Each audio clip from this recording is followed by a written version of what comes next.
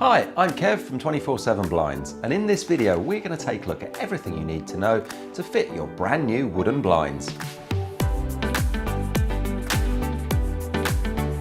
Now that you've received your wooden blinds, it's time for the fun part. 24/7 Blinds include all of the mounting brackets and safety devices with every blind they sell. It will be up to you to provide screws and raw plugs that are suitable for the surface you're attaching your blind to. So once we've unpacked everything, then we're ready for the installation. But before we can get started, there are a few tools that you're going to need to have available. To fit your wooden blind, you're going to need a drill with an appropriate drill bit, a metal tape measure, a Phillips or crosshead screwdriver, and a pencil. And as usual in this video, we'll be referring to all measurements in centimetres. Okay, so if we take a look at the main blind unit itself, we'll see that on one end we have the control cords which will raise and lower the blind, and then on the other end we have the tilt cords. Now these will have been preset as per your order, so it should be pretty self-explanatory which way round the blind should be installed. The next step then is to fit our wall brackets. And your blind, like this one, will come supplied with two of these end brackets. And if in the case of this blind, yours is quite a wide one, it will also be supplied with one or more of these centre support brackets. These brackets can either be fitted as a face fix, which is perfect for blinds that hang outside of the recess, or top fix, which is for inside the recess. And that is what we're going to be doing today. Now when you're deciding where to seat the brackets within the recess, it's important to consider any potential obstacles, things like window handles or locks. As you can see in this case, this handle is sitting about 3 centimetres forwards from the back of the window frame itself. So when I come to mount the brackets, I want to put them approximately 4 centimetres forwards. This will give me a good clean drop every time the blind is used.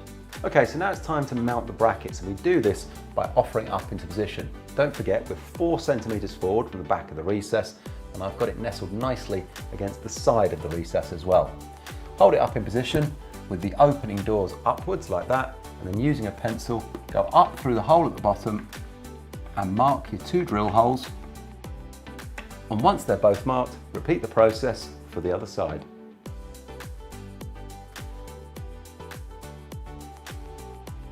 Next, if we've supplied a support bracket, this needs to be marked as well.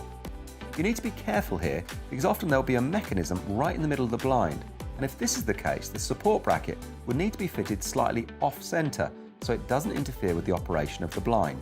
So we're all set. I've got my cordless drill all charged up and ready to go, and I've got a suitable masonry drill bit attached for this wall that I'm going to drill into. The other thing to consider is a pair of safety specs. I wear these just to keep the plaster dust out of my eyes, but if you don't have any, then be careful.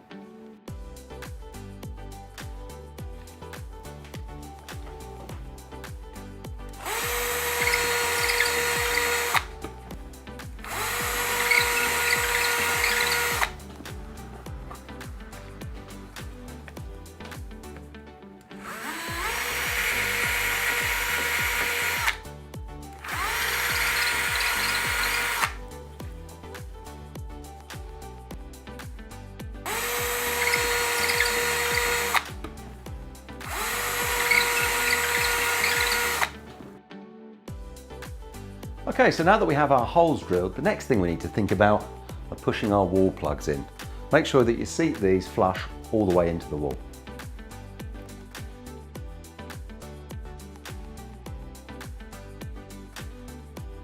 Next thing we need to do then is offer up the brackets and screw them into place.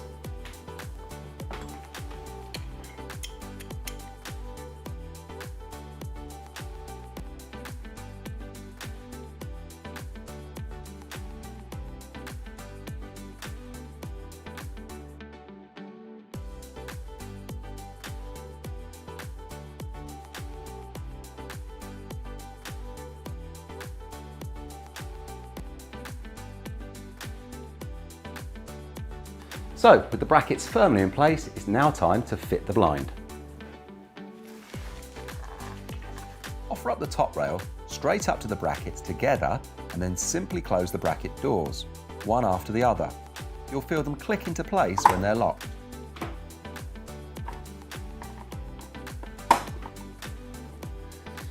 Next, we need to add the valance. This just hides all of the working of the blind behind this decorative finish. Peel off these sticky tabs and offer up the valance onto the top rail. These sticky tabs are actually Velcro, so if you need to remove and replace the valance later, that's not a problem. Unwind the draw and tilt strings on both sides, and we're almost done. So there you go, we're almost there. The last thing you need to do is fit this, the child safety device, or cleat as it's sometimes called. Not only will this stop this cord from flapping loosely in the window recess when the blind is up, but also it will keep all these cords safely out of reach from small children or pets. So let's extend out the raise and lower cord to the full length, then position the cord tidy at the desired height, mark off the holes with our pencil, and we're ready to drill the final 2 holes.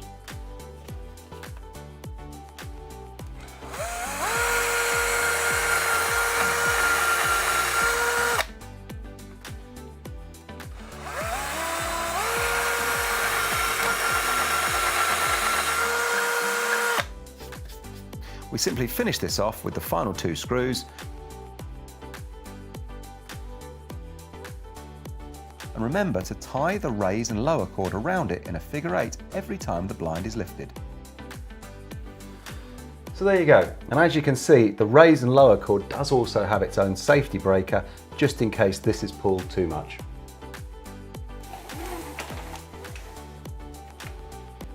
So there you go. As you can see, you've now got a beautiful wooden blind installed.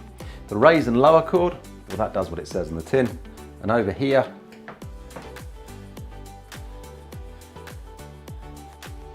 and the tilt cords, well, they look after the angle of the slats. Click one of the links below to take a look through our huge range of colours, designs and styles to make your room look fabulous. And remember, we're always creating new styles, blinds and window options. So don't forget to subscribe today so you don't miss out.